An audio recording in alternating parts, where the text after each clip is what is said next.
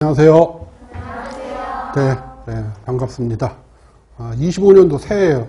그래서 새해 인사부터 드리겠습니다. 새해 복 많이 받으세요. 네, 감사합니다. 많이 받겠습니다. 영양교사 임용시험에서 식품학을 담당하고 있는 김만수입니다.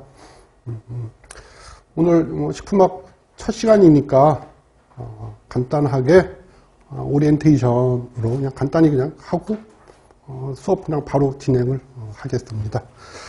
자, 첫 번째 작년에 시험 봤던 거 기출문제, 거기 기출문제 분석표 한번 보세요. 거기 24년도 기출문제 분석표에 보시면 이번에는 이제 뭐 색소에서 나왔고요.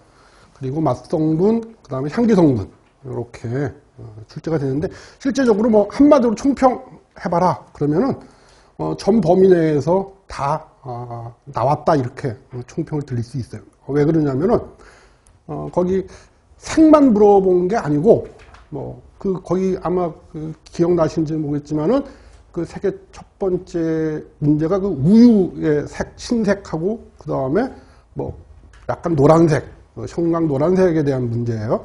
근데 그 흰색은 이제 단백질, 카제인하고 그리고 거기에 인산칼슘 이렇게 되는데 카제인 미셀하고 그리고 이제 지방구들이 이제 빛에 의해 이제 산란 현상을 이렇게 빛이 투과를 못하고 산란이 되기 때문에 그래서 이제 이렇게 백색으로 보인다. 그러니까 단백질에 대한 것도 일단은 카제인이 미셀 형태로 되어 있기 때문에 빛을 투과시키지 못하고 산란시키는구나 하는 그런 것들도 정리가 되셔야 되고요. 그리고 이제 약간 노란색 띠는 형광의 노란색을 띠는 것은 비타민인 그 리보플라빈 때문에 그래요.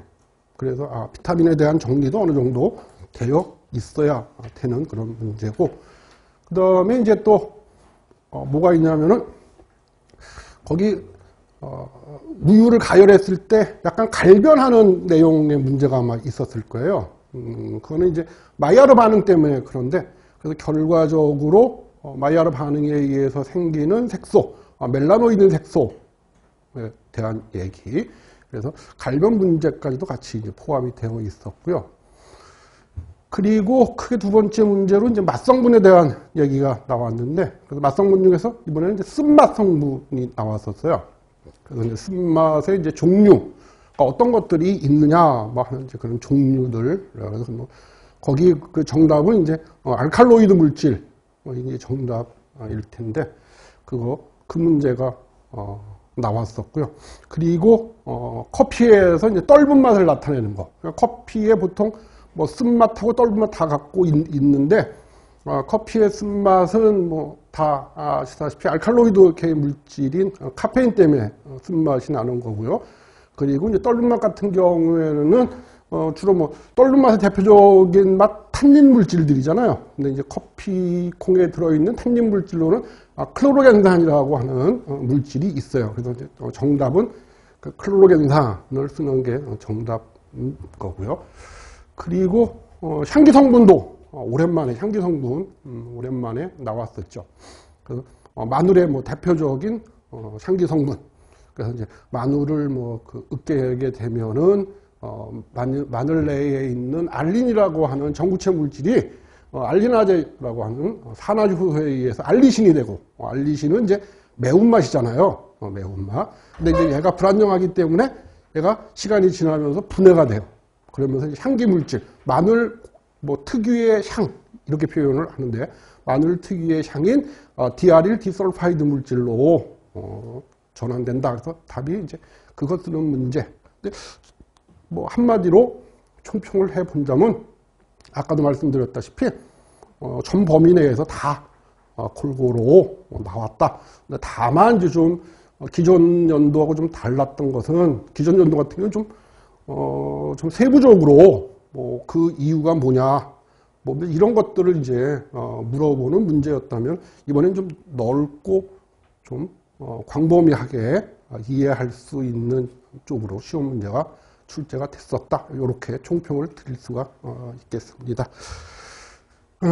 그 다음에 이제 두 번째로 말씀드릴 게 저희 그 식품학 연강 계획에 대해서 좀 말씀을 좀 드릴게요.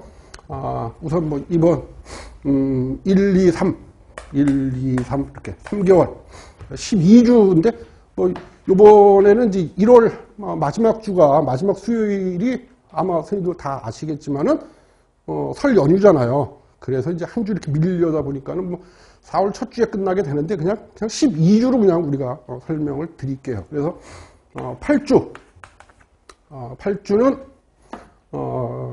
기초 이론 시간으로 제가 정리를 한번 해볼 거예요. 그래서 기초 이론으로. 그래서 이 시간에는 이제 주로 저희 식품학 쪽에서 사용하는 뭐 용어라든지 용어에 대한 그런 정의 그리고 정리 그 다음에 이제 기본 이론에 대한 설정 같은 걸 좀 중점적으로 그래서 뭐 예를 들어서 뭐 그런 거예요. 오늘 저희가 이제 공부할 내용인데 이런 내용이죠. 뭐 그 등원흡수 탈습 곡선이라고 하는 곡선, 등원 곡선이라고 하는 게 있는데, 자 이거는 이제 주로 뭐 할 때 주로 사용을 하는 곡선이냐 하면은 이제 건조식품을 만들 때 또는 건조식품을 저장할 때 최적의 수분 함량을 구할 때 주로 등원 곡선을 우리가 찾아본다 그런 거지. 그래서 이제 그 등원 곡선을 상대 습도에 따라서 이제 분리해 보면은 그게 이제 세 개로 뭐 A 영역, B 영역, C 영역 뭐 이제 이런 식으로 나눈다. 근데 그런 식으로 기본적인 정리들을 하게 될 거예요. 그래서 혹시 작년에도 작년 시험 보셨던 선생님들 같은 경우에는 조금 너무 좀 기본적인 거 아닌가 이럴 수도 있으실지 모르겠지만은 그래도 기본부터 정리를 좀 해두고 그래서 8주는 이제 아마 그런 거 총 우리 그래서 정리하는 그런 단계로 하고 그 다음에 이제 거기 그 문제 한번 보세요. 오늘 제가 제공해드린 그 문제를 보시면은 그 기초 확인 문제라고 아마 되어 있을 거예요. 그래서 각 장이 이제 각 장이 끝나면은 요걸 한 번씩 우리가 확인해 보면서 과연 기본적인 정리가 좀 되어 있는지 아니면 안 돼 있으면 뭐가 어느 쪽으로 좀 더 해야 되는지 이런 것들을 좀 확인할 수 있는 그런 시간을 갖게 될 거예요. 그래서 아무튼 그런 쪽으로 해갖고 8주 동안 수분부터 시작해갖고 물성까지 쭉 정리를 한번 해보고요. 그 다음에 이제 3월달 이 4주 동안은 이제 그동안 8주 동안은 우리가 저희가 했던 것들을 이제 정리하는 거 하고 그 다음에 심화 내용들 요런 거는 이제 또 이렇게도 시험에 나올 수가 있다. 뭐 이제 예를 들어 보면은 이제 이런 거예요. 그 미생물들이 수분 중에서 자유수하고 결합수가 있는데 어떤 것을 이용을 하느냐. 주로 자유수를 이용하고 결합수는 뭐 상대적으로 양이 많아도 이용 못한다 하는 거. 그러면 왜 미생물들은 결합수를 이용하지 못하느냐? 그 이유가 뭐냐? 뭐 이제 이런 것들을 이제 심화 시간에 다루게 될 거예요. 그래서 어떤 이유 때문에 미생물들은 자유수를 자기 생육에 이용하지 결합수는 이용하지 못한다. 뭐 이제 이런 내용들로 정리를 할 거예요. 그래서 이제 그런 식으로 해갖고 그동안 배웠던 거 정리하고 그리고 이제 심화에 대한 그런 내용들을 좀 공부를 하는 시간을 갖게 될 거예요.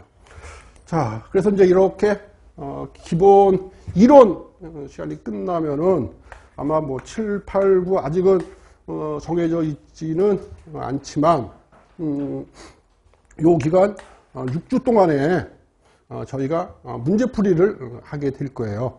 그래서 그동안 배웠던 것들 문제풀이를 통해서 기입형 형태의 문제들 그리고 기본 서술형 형태 조금 더 나간 심화 형태의 문제들 그리고 이제 쭉 기존에 나왔던 기출문제들.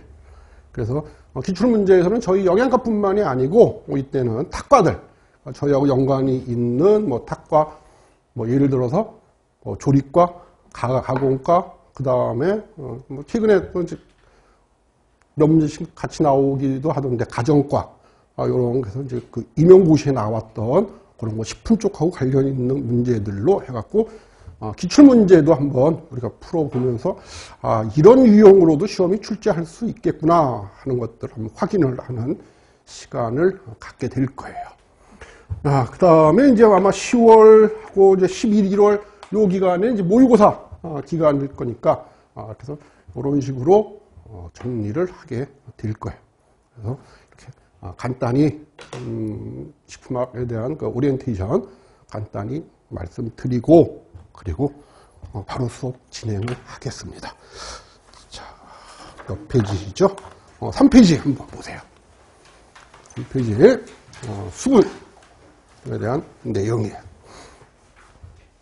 처음 개요부터 한번 정리를 한번 해볼게요. 자, 수분은 모든 동식물에 존재를 해요. 동물, 식물뿐만이 아니고 미생물에도 존재를 해요. 존재를 하는 아주 중요한 그런 물질이고요. 그리고 이제 같은 경우는 뭐 식품을 가공한다든지 또는 저장한다든지 또는 뭐 미생물이 생육한다든지 그리고 어떤 물질들을 운반하는 그런 운반체 역할들을 하게 된다. 그리고 이제 두 번째 줄에 보면은 이제 용어들이 좀 나와요. 식품 내에 들어있는 수분은 가용성 물질이라고 하는 거. 거기 줄 좀 쳐주세요. 가용성 물질. 뭐 말 그대로 뭐 물에 녹는 물질이다. 그런 의미잖아요. 그죠? 가용성 물질. 그래서 주로 저희 식품에서 이제 이 가용성 물질은 이제 어떤 애들이 가용성 물질에 해당이 되느냐 하면은 당류나 또는 염류 같은 것들이 가용성 물질에 해당이 돼요. 가용성 물질에는 주로 당류나 염류가 가용성 물질에 해당되는데 뭐 당류 그러면은 물에 녹는 당류 그럼 뭐 어떤 게 있겠어요? 물에 녹는 당류 단당류, 이당류 이런 것들을 우리가 가용성 당류 당류로 표시할 때 가용성 물질을 할 때 당류로 표시할 때 종류는 뭐 단당류나 또는 이당류 같은 것들은 물에 녹기 때문에 그렇게 표현을 할 수 있고요. 그 다음에 이제 염류라는 용어 이거 많이 나와요. 단백질 할 때도 우리가 이제 많이 얘기가 될 텐데 자 염류라고 하는 게 뭐냐면 이온 화합물의 총칭이에요. 이온 화합물의 총칭을 우리가 염류 그래. 염류 또는 뭐 염 이렇게 표시를 해요. 그래서 뭐 대표적인 애가 NaCl 소금이죠. 소금. 그래서 얘를 우리가 뭐라고 얘기하냐면은 얘를 중성염 이렇게 얘기를 해. 중성염 이렇게 된다고. 그러니까 얘 같은 경우는 뭐하고 이렇게 이온 Na 이온하고 Cl 이온이 서로 이온 결합을 해요. 이온 결합을 해서 된 이온 물질, 이온 화합물을 우리가 염류 이렇게 얘기한다. 그래서 염류라는 용어가 나오게 되면은 무슨 뜻이다? 이온 화합물의 총칭이구나 하는 얘기를 하고 그리고 중성염류 그러면 무슨 뜻이에요? 중성염류다 그러면 여기 보세요. 여기 이 소금에 보면은 지금 플러스 마이너스 그걸 안 갖고 있잖아요. 그렇기 때문에 얘가 중성 상태란 말이에요. 그래서 중성염류 이렇게 표현을 하는 거예요. 자, 그래서 아무튼 식품 속에 들어있는 수분인 경우 그 식품 속에 있는 물질 중에서 어떤 물질이요? 어떤 물질? 가용성 물질. 가용성 물질을 어떻게 한다고? 녹여요. 녹인다고. 즉 용해할 수 있는 뭐로 작용한다? 용매로 작용을 해요. 용매로 작용을. 자, 그것뿐만이 아니고 식품 속에 들어있는 수분은 이번에 전분이나 단백질과 같이 고분자 화합물이에요. 거기 고분자 화합물에도 좀 줄 좀 쳐주세요. 고분자 화합물. 그래 아마 선생님들도 표현 많이 들어봤을 거예요. 무슨 고분자 화합물 라는 표현을 많이 들어보셨을 텐데, 일단 고분자의 정의가 뭐냐면 분자량이 10,000 이상 되는 물질들을 우리가 고분자 이렇게 정의를 해요. 고분자 그러면 분자량이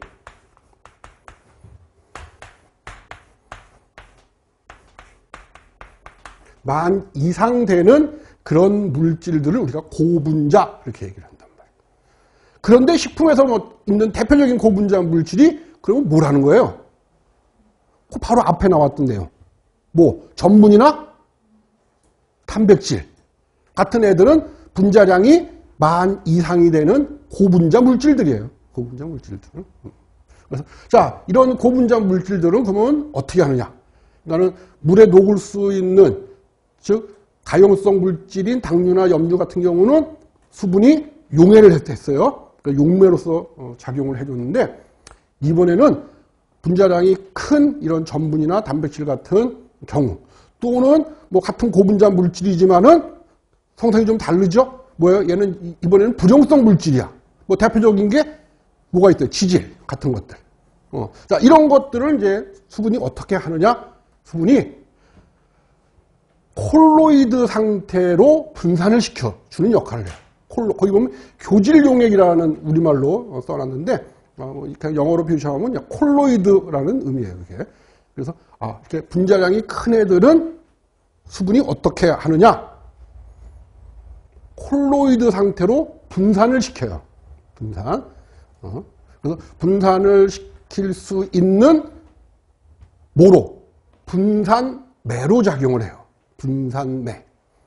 그러니까 작은 애들은, 분자량이 작은 애들은 녹이는 용매로 작용하고, 분자량이 큰 애들은 콜로이드 상태로 분산시키는 분산매로 작용을 한다.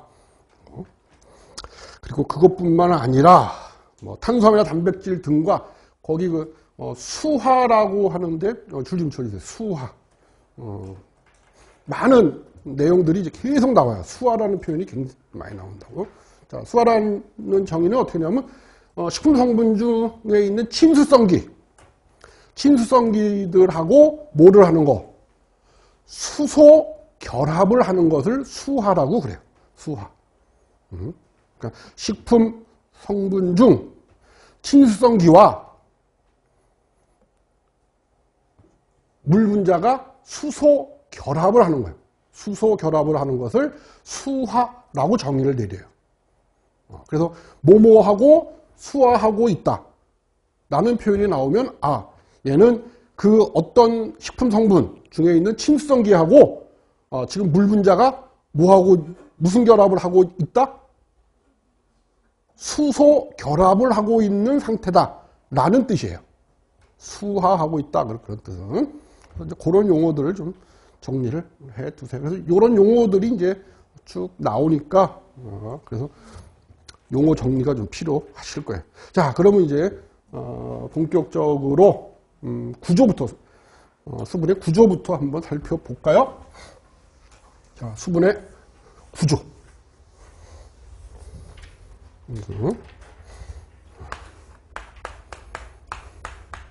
이렇게 되어 있죠. 거기 그 첫 번째 줄에 보시면은 수소 원자 2개하고 산소 원자 1개가 자 무슨 결합? 거기 줄 좀 주세요. 공유 결합을 하거든요. 그래서 그 저희 식품 쪽에서 많이 사용하는 결합들이 이제 공유 결합, 그 다음에 이온 결합, 그리고 수소 결합, 그 다음에 몇 쪽이죠? 여기 5쪽에 보시면은 소수성 결합하는 게 있어요. 소수성 결합하는 거. 그래서 요런 정도의 결합의 정의만 내려치면은 아마 충분히 정리하시는데 이해가 되실 거예요. 자, 우선 공유결합부터 한번 보죠. 말 그대로 전자를 어떻게 한다는 거예요? 서로 전자를 공유한다. 전자를 공유하는 거야. 그러니까 원자들이 결합을 하는데 전자를 공유해서 결합을 하는 거예요. 그래서 이런 형태, 저기 보세요. 지금 이게 공유결합 하는 경우. 그래서 저쪽 원자, 왼쪽 원자하고 오른쪽 원자하고 요게 전자를 얘기하는 거예요. 이게 전자. 그래서 그 전자를 서로 어떻게 했어요? 서로 요렇게 공유를 하고 있죠.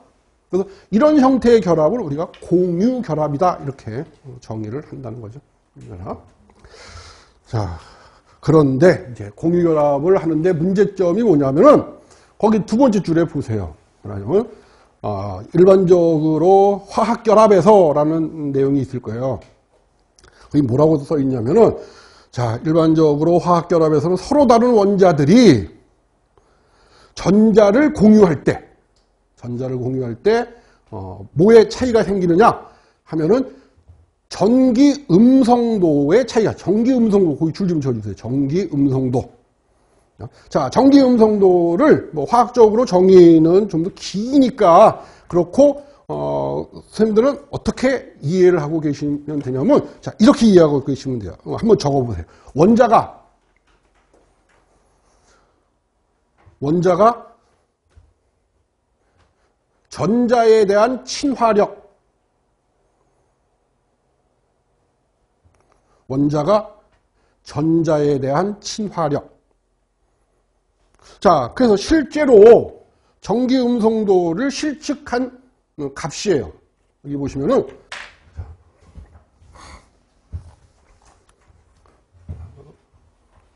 제공해드린 그 프린트 그림 한번 참조하시고요. 자, 이게 전기 음성도, 실측한 전기 음성도 값이에요. 이 중에서 제일 큰 애가 플로우, 불소예요. 불소의 전기 음성도 값이 4.0이에요. 4.0. 근데 이제 저희가 좀 기억을 하고 있어야 될 것이 뭐 산소의 전기 음성도 값, 그 다음에 뭐 질소, 그 다음에 탄소, 그리고 여기 수소, 요 정도만 기억을 하고 계시면 돼요. 이 정도만. 그래서 산소의 전기 음성도 값은 3.5예요. 그리고 질소의 전기 음성도 값은 3.0이야. 그리고 탄소의 전기 음성도 값은 2.5. 그리고 수소는 2.1이에요. 2.1. 자,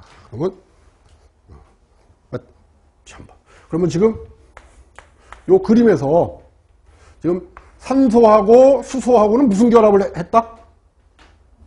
여기. 얘는 무슨 결합을 한 거예요? 공유결합. 근데 우리가 여기 지금 요 앞에서 공유결합 그러면은 이렇게 전자를 이렇게 공유를 하는 게 이게 공유결합이잖아요. 근데 공유결합을 했는데 서로 다른 원자들이 공유결합을 할 때 뭐의 차이가 생긴다? 전기 음성도의 차이가 생기는 거예요. 그래서 얘도 이렇게 전자를 요게 이렇게 가운데 이렇게 있다면 요렇게 공유하는 것이 아니고 전기 음성도 차이 때문에 어떻게 전자가 한쪽으로 이동을 하게 되는 거예요.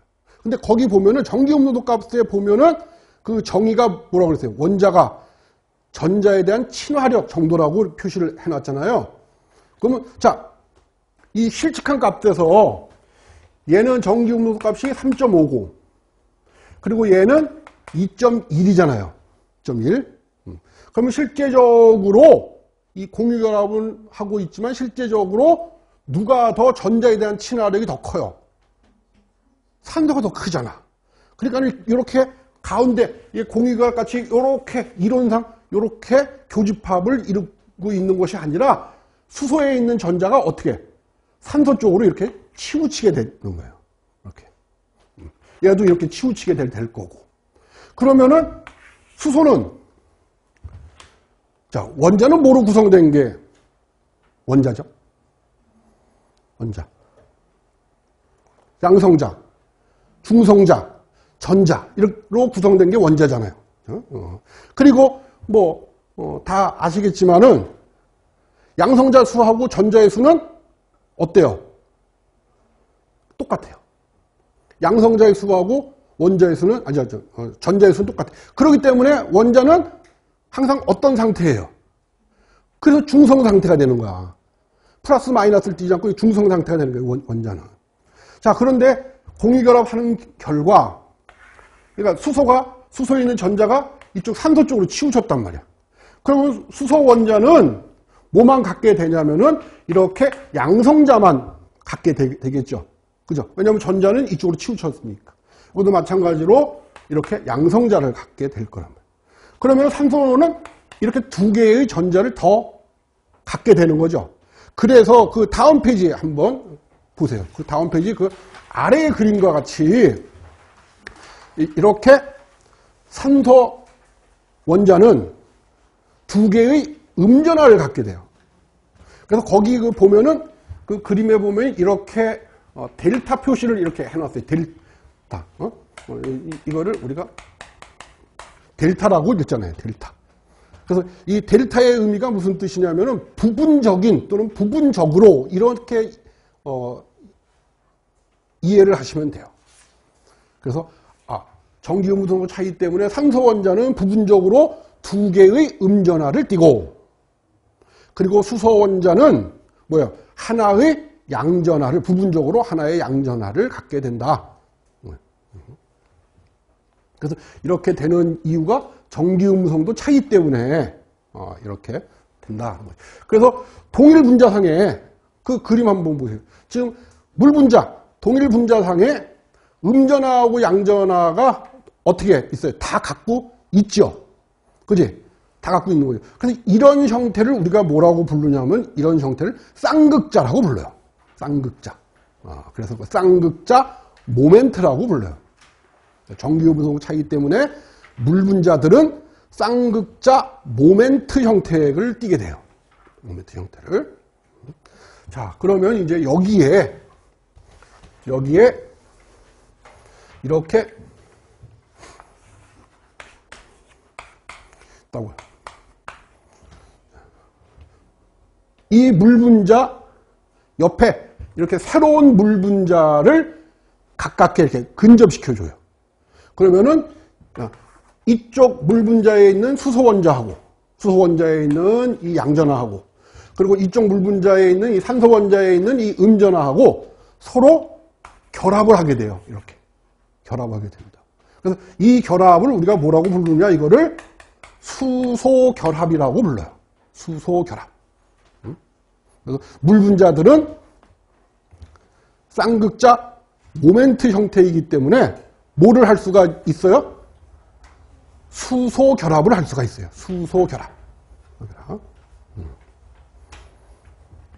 그렇기 때문에 얘하고 분자량이 비슷한 그거는 뺐구나. 얘하고 분자량이 비슷한 암모니아라든지 또는 메탄과 이렇게 분자량이 비슷해요. 비교해 봤을 때 끓는 점하고 어는 점이 상당히 높아요. 수소 결합을 하고 있기 때문에. 그건 나중 얘기고. 자, 그래서 아무튼 여기서 나왔던 공유 결합, 그 다음에 수소 결합, 그 다음에 앞에 했던 이온 결합, 요 세 가지 일단 기본적인 개념. 그러니까 이온 결합이라고 하는 것들은 뭐예요?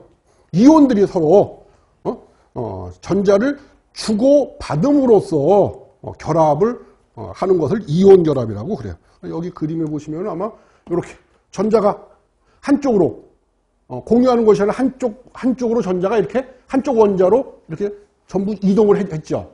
이런 형태의 결합을 우리가 이온 결합. 그리고 그림에는 없지만은 쌍극자 모멘트인 경우에는 뭐 수소 결합 같은 것들을 한다. 것들을 좀 해두시고. 자, 그러면 이제 여기서 수소 결합에 대한 화학적인 정의를 제가 불러드릴 테니까 한번 적어보세요. 수소 결합의 화학적인 정의예요. 부분적으로 양전하를 띠는 수소 원자가 전기 음성도가 큰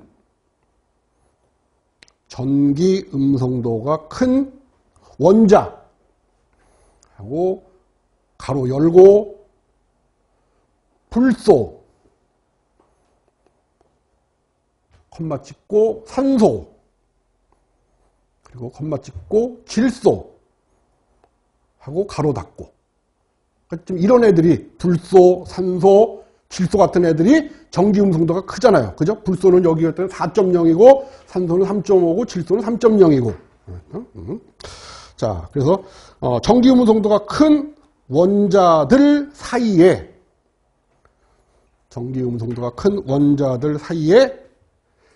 가까이 존재 시 형성되는 결합. 자, 요 그림으로 다시 한번 볼게요. 자, 부분적으로 양전하를 띠고 있는 수소죠.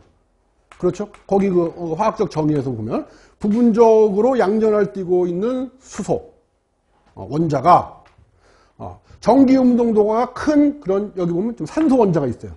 있을 때 어떻게 서로 가깝게 존재했을 때 그때 하는 결합을 우리가 수소 결합이라고 한다. 이렇게 정리를 내렸어요. 자, 그 다음에 참고 표시하시고 수소 결합의 형성 이렇게 라고 한번 적어보세요. 수소 결합의 형성. 자, 일반적으로 수소 결합은 지금 여기와 같이 어떤 사이에서? 물 분자들 사이에서. 그죠? 여기서 물 분자들 사이에서 수소 결합이 형성이 됐죠. 그 다음에 두 번째가 수분과 식품 성분 사이에서. 그러니까 물 분자가 있고 그 다음에 식품 성분이 있어요. 그래서 그들 사이에서도 뭐가 형성이 된다? 네? 수소 결합이 형성이 된다. 그런 거죠. 그래서 이거를 뭐라고 표현을 했어요? 이걸 뭐라고 표현했어? 자, 식품 성분하고 물 분자가 결합을 한 걸 뭐라고? 수소 결합한 걸 뭐라고 그랬어? 수화. 그거를 수화라고 그런다. 수소 결합은 물 분자와 식품 성분들 사이에 그래서 수소 결합을 할 수가 있어. 근데 이렇게 한 것을 우리가 한마디로 뭐라고 정의해? 수화라고 정의를 한다. 그거죠. 그 다음에 이제 세 번째. 식품 성분들 사이에서 수소 결합을 할 수가 있어요. 식품 성분들 사이에서.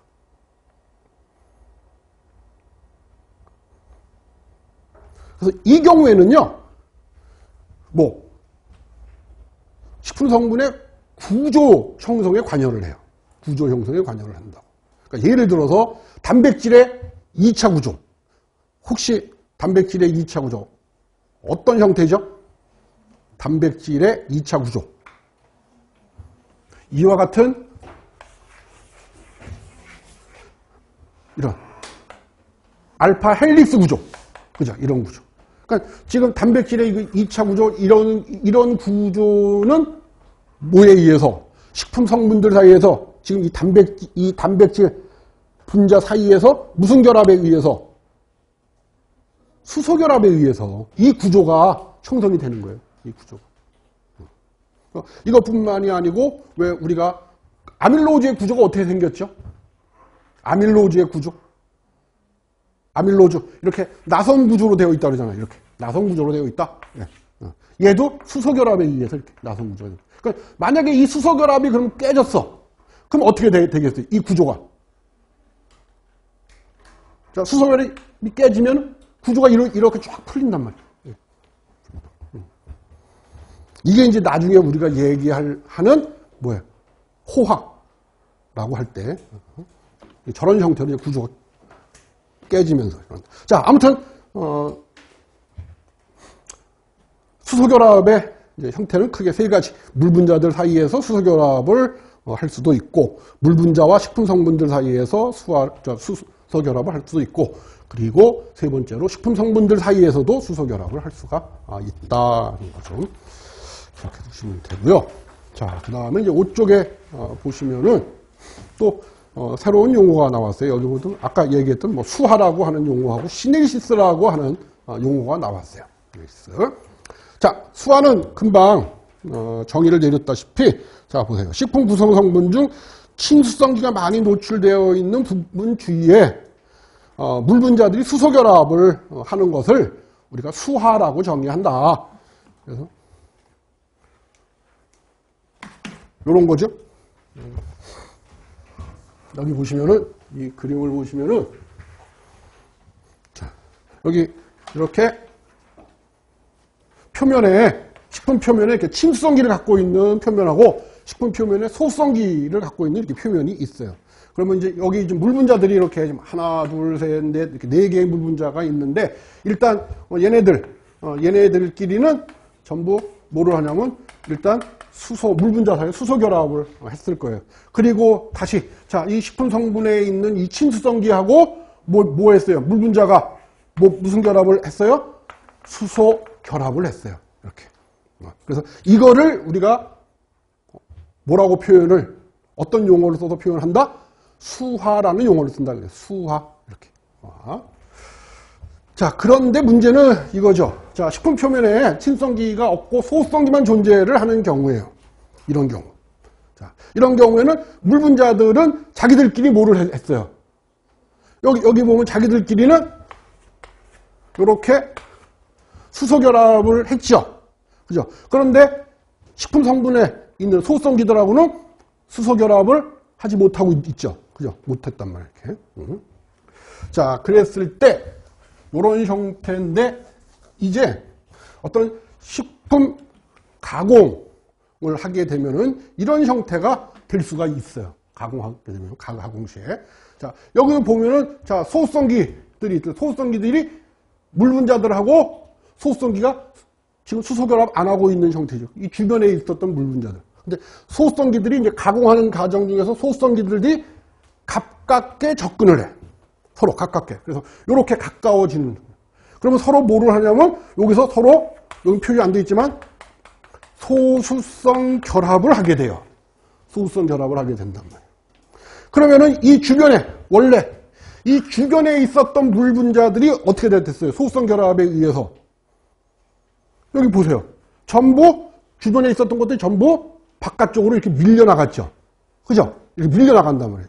그래서 이렇게 소수성 결합에 의해서 소수성기 주변에 있었던 물 분자들이 외부로 빠져나가는 것을 뭐라고 하느냐? 그거를 시네리시스라고 정의를 한다. 자, 그런데 우리 식품에서는 이런 시네리시스 현상을 어디서 볼 수가 있느냐 하면 이런 데서 볼 수가 있다 이거죠. 전분이 노화했을 때, 노화했을 때 이런 현상을 볼 수가 있고, 그 다음에 치즈를 제조할 때도 이런 현상, 그리고 두부를 제조할 때도 이런 현상들을 볼 수가 있다. 그래서 대표적인 시네리시스 현상을 볼 수 있는 곳이 대표적인 식품의 예가 이 3가지에서 우리가 볼 수가 있다 하는 거예요. 그래서 이제 이 구조에서 나왔던 내용들 중에서 이제 결합에 대한 거, 그래서 공유결합, 이온결합, 수소결합, 소수성 결합.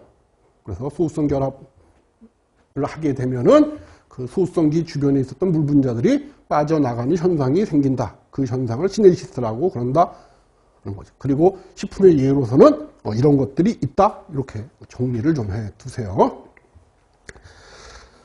자, 그 다음에 이제 3번째로 수분의 기능에 대해서 한번 살펴보죠. 자, 식품 내 화학 반응에 참여를 해. 첫 번째가 화학 반응. 어떤 반응? 화학 반응 어떤 반응이죠? 대표적인 게 뭐지? 화학 반응에 참여해. 대표적인 것이 가수분해 반응이에요. 가수분해 반응. 그 가수분해 반응에서는 이 수분이 뭐로 이용이 되느냐? 반응 물질로 이용이 돼요. 반응 물질로. 또는 용매로서의 기능. 어떤 경우에 용매로서의 기능을 했었죠? 응? 어떤 경우에 용매로서의 기능을 했지? 식품 내 가용성 물질에 용매로서의 기능을 했죠. 가용성 물질인 경우 용매로서 작용을 했다. 그 다음에 세포가 소비하는 영양소, 산소, 노폐물 등 것들을 운반해주는 거기 줄증조 운반체 역할을 합니다. 운반체 역할. 자, 그럼 만약에 수분의 함량이 아주 적어요. 그러면 운반체의 기능이 제대로 될까요? 수분의 양이 적으면 운반체로서의 기능이 잘 안 돼.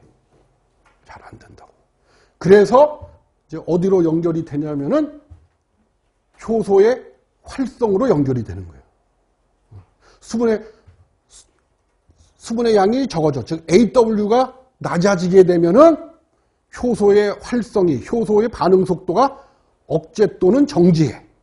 그 이유가 바로 얘가 운반체로서, 즉 반응 물질을 운반을 해야지 효소 기질 반응을 하는데 수분이 적으니까 운반체로서 역할을 못 해갖고 효소 쪽으로 기질을 이동 못 시켜요. 아니면 효소를 기질 쪽으로 이동을 못 시킨단 말이에요. 그래서 반응이 억제 또는 정지된다. 이제 이렇게 연결이 되는 거예요. 그래서 아무튼 얘 같은 경우에는 운반체로서의 기능도 갖고 있다. 그다음에 체온 조절 이런 거는 생리적인 문제니까 그냥 넘어가기로 하고요. 자, 거기 4번, 5번 좀 표시 좀 해주세요.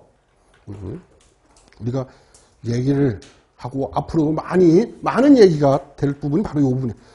자, 수분의 기능에서 네 번째 보면 고분자 화합물. 이제 고분자 화합물에 대한 정의는 내실 수가 있겠죠. 분자량이 10,000 이상 되는 그런 물질로 정의를 내렸어요. 그래서 식품 중에는 대표적인 예가 전분, 단백질, 지질 이런 것들이 고분자 화합물이다. 이렇게 내렸죠. 자, 그런 물질들은 아까도 우리가 개요에서도 말씀드렸다시피 얘가 어떻게 해요? 가용성 물질과 같이 이렇게 용해시키는 것이 아니라, 녹이는 것이 아니라 어떤 상태로? 콜로이드 상태로, 즉 교질용액 상태로 분산을 시키는 그런 분산매로서의 기능을 한다는 거예요. 분산매로서의. 자, 그래서 거기 콜로이드에다가 좀 줄 좀 쳐주세요. 콜로이드. 콜로이드라고 하는 얘기는 많이 들어보셨죠? 그죠? 콜로이드다, 콜로이드 물질이다, 이런 얘기. 자, 그거에 대한 정의를 한번 내려볼게요. 몇 쪽이냐면 139쪽인가요? 한번 볼까요? 139쪽이 맞나? 130. 네, 맞네요. 139쪽에 거기 콜로이드 입자의 크기라고 하는 그림이 있을 거예요. 거기 보시면은, 자, 콜로이드는 범위가, 콜로이드 입자의 범위는 10의 마이너스 7승보다는 크고 10의 마이너스 5승보다는 작은 범위 안에 들어있는 입자들이죠. 물론 단위는 센티미터예요. 센티미터. 그래서 그 범위 안에 들어있는 입자들을 우리가 뭐라고 불러? 콜로이드라고 불러요. 콜로이드 이렇게. 콜로이드. 그래서 자, 고분자 물질이 있어요. 그러면 수분이 어떤 형태로 만든다는 거예요? 이렇게 콜로이드 형태로 분산을 시켜주는 그런 역할을 한다. 자, 그래서 이제 일단 콜로이드에 대한 정의는 내려봤고요. 자, 다시 4번 한번 보세요. 자, 고분자 물질들을 이제 콜로이드 형태로 분산을 시켜줘. 그래서 함수량에, 즉 수분이 갖고 있는 그 수분의 양에 따라서 그 콜로이드를 어떻게 만들어요? 조리나 또는 계열 상태로 만들어요. 그 콜로이드 물질을 수분이 갖고 있는 함수량, 자기가 갖고 있는 수분의 양에 따라서 조리나 계열 형태로 만들어요. 자, 거기 그 졸이라고 하는 정의, 졸. 뭐를 졸이라고 그러죠? 졸. 콜로이드가 유동성을 갖는 것을 졸이라고 불러요. 콜로이드가 유동성을 갖는 거. 그러니까 유동성이다. 어떤 상태죠? 유동성. 이렇게 흐르는 상태. 흐르는 상태. 그래서 식품의 대표적인 예가 뭐가 있느냐? 우유가 있어요. 우유. 우유 속에 들어있는 카세인, 지질 이런 것들이 어떤 상태로? 콜로이드 상태로 존재를 해요. 그래서 그런 상태를 졸이라고, 그리고 그 다음에 그거에 비해서 계리라고 하는 상태가 있어요. 자, 계리라고 하는 것은 어떻게 우리가 정의를 내리냐면은 콜로이드가 유동성을 상실한 그런 상태를 우리가 겔이라고 정의를 내려요. 콜로이드가 유동성을 상실해. 그래서 일정한 형태를 갖는 것, 콜로이드가 유동성을 상실하여 일정한 형태를 갖는 것을 우리가 겔이라고 정의를 내려요. 그러니까 콜로이드 물질은 함수량에 따라서, 수분의 양에 따라서 어떤 상태, 졸 상태나 겔 상태가 두 가지가 있다. 그래서 졸 상태로 대표적인 얘가 우유고, 그러면 이제 겔 상태로 대표적인 얘가 뭐가 있느냐? 뭐 젤리, 푸딩, 묵, 이런 것들이 겔 상태예요. 겔 상태. 콜로이드 물질이다. 그 다음에 다섯 번째가 생체 고분자 구조를 유지하는 기능을 한다. 아까 말씀드렸던 뭐예요? 단백질의 2차 구조, 3차 구조. 뭐 이런 것들 유지하는데 수분이 관여를 한다 하는 거고. 세 번째는 수분의 기능에 대한 얘기인데 이 중에서 이제 4번, 5번 요 내용들을 좀 선생님들 좀 정리를 해 두실 필요가 있으세요. 그 다음에 네 번째로 이번에는 식품 속에 들어있는 수분의 형태예요. 수분의 형태. 자, 식품 속에 들어있는 수분의 형태는 뭐 선생님들 다 아시다시피 크게 두 가지 형태로 우리가 분류를 하죠. 하나가 자유수고 또 하나가 결합수. 이렇게. 그래서 말 그대로 결합수라고 하는 것은 뭐 어떤 상태를 얘기하는 거예요? 식품 성분하고 뭐하고 결합되어 있는, 즉 수소결합하고 있는 상태. 그래서 그러기 때문에 뭐하다? 이동이 어려워. 이동이 어려운 그런 물이다. 이렇게 우리가 그냥 간단히 정의 내릴 수가 있고, 그거에 비해서 자유수는 뭐예요? 식품 성분하고 결합하고 있지 않는 그런 형태의 물이에요. 그렇기 때문에 결합수에 비해 이동이 자유로워. 그리고 얘는 방치했을 때, 이따 뭐 뒤에 나오는 용어겠지만, 흡습 또는 탈습을 할 수가 있어요. 자유수는 방치를 했을 때 흡습이나 또는 탈습을 할 수가 있단 말이에요.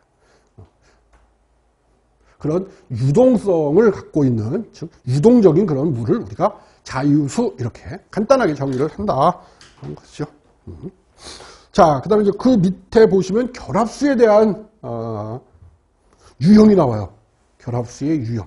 결합수의 유형은 크게 세 가지가 있어요.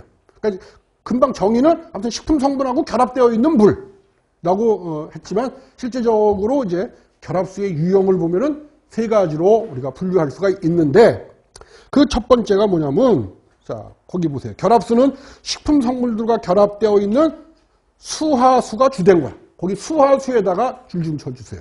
수하수 하고 거기다가 그 기호를 기억, 이렇게 기억 수하수. 좀 결합수의 유형이 좀 세 가지가 있는데 그 첫 번째가 수하수야. 자, 수하수라는 의미 무슨 뜻인지 아시겠죠? 뭐 하고 있는 거야? 식품 성분들하고 뭐 하고 있는 거야? 수소 결합하고 있는 상태의 물. 이게 거의 결합수의 거의 대부분은 수하수 형태예요. 형태. 그 다음에 이제 두 번째로 어떤 형태가 있느냐면은, 거기 식품 계일 중에 흡입되어 있는 물. 거기도 줄 좀 쳐주세요. 식품 계일 중에 흡입되어 있는 물. 그리고 그 위에다가 니은 이렇게. 니은. 식품 계일 중에 흡입이 되어 있는 상태의 물. 그래서 뭐 계일 형태로 이루어진 거. 그러니까 뭐 전분 계일이라든지 또는 뭐 우리가 뭐 할 때 계일 얘기를 많이 하죠. 잼 만들 때 계일 많이 얘기하잖아요. 그러면 이제 그 계일 안에 들어있는 물들은 결합수 형태로 존재를 한다. 그 다음에 이제 세 번째가 뭐가 있냐면은 고체 표면에 흡착되어 있는 물. 그것도 줄 좀 쳐주세요. 고체 표면에 흡착되어 있는 물 하고 거기다 디귿 이렇게. 디귿. 그래서 요거를 고체 표면에 흡착되어 있는 물을 우리가 흡착수라고 그래요.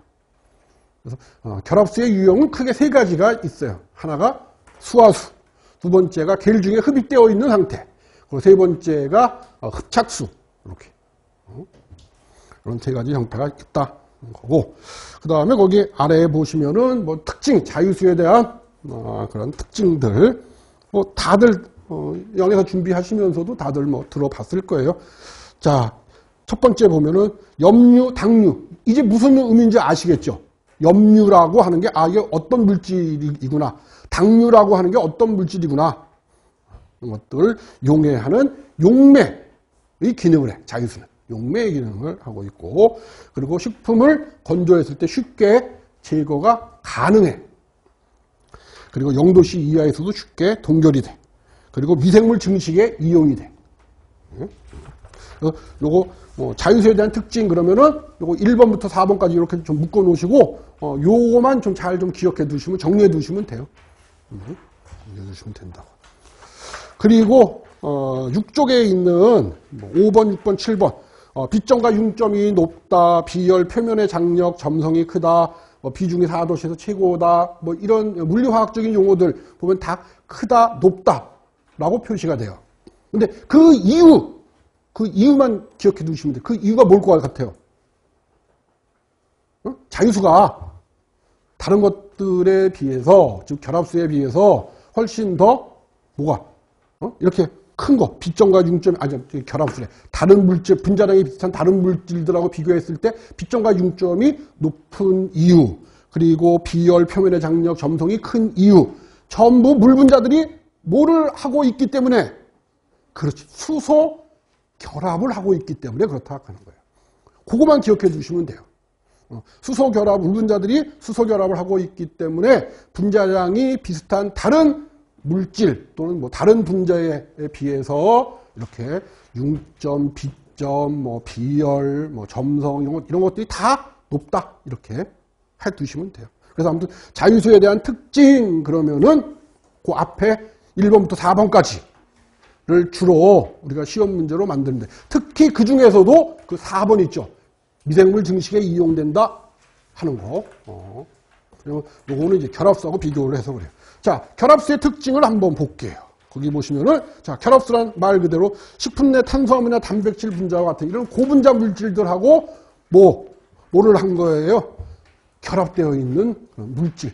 물을 우리가 결합수 이렇게 정의를 한다.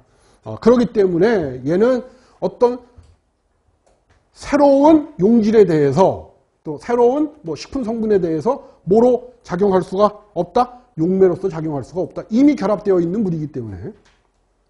그리고 0도씨는 이하는 물론이고 그보다 훨씬 낮은 온도에서도, 그래서 거기다 가로 치시고 마이너스 20에서 마이너스 30도에서도 얼지 않는 물, 이렇게 좀 참고로 좀 적어두세요. 마이너스 20에서 마이너스 30도에서도 얼지 않는 물. 이렇게. 그 다음에 4번 수증기압. 수증기압에다가 줄 좀 쳐주세요. 수증기압. 자, 수증기압을 어떻게 정의를 내리죠? 수증기압 어떻게 정의 내리면 될까?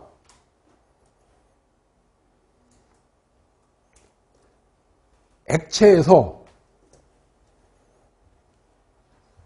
기체가 되려는 힘 또는 기체가 되려는 압력을